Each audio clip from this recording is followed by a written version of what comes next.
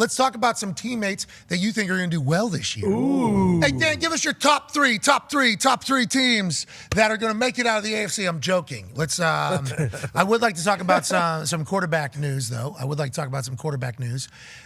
Aaron Rodgers kind of relationship with the Jets right now, and you're over there in coastal elite world and everything like that. So you get to experience it a little bit more probably because there might be Jets fans around you.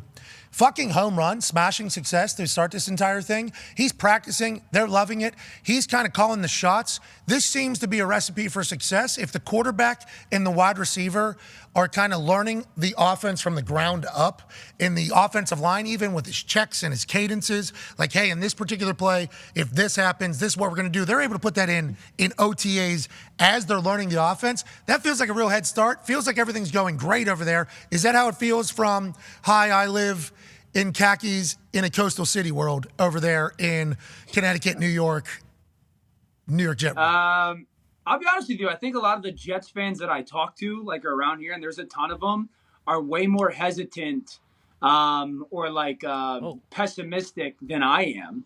I think it's probably because like the past of the Jets more so than like the reality of the Jets. I don't know. Like I look at it like this, dude. Like I don't know if I've ever seen this Aaron Rodgers. You know, like Aaron seems to be happy. He seems to be having fun. He's also obviously going to still be ticked off and chip on his shoulder from the Green Bay stuff and whatnot. So I think it's a good thing for what's going on with the Jets. The fact that he's there, I mean, it's obviously New York City and there's a ton going on. It's the best time to be in New York with the weather and whatnot for the next stretch of a couple weeks or months. So yeah, we got a Hamptons.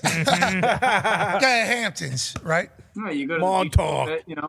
You go to Hamptons? So I don't know, dude. Like I think everyone made a big deal. Oh, yeah. I honestly believe that they are set up to be one of the teams that can beat Kansas City.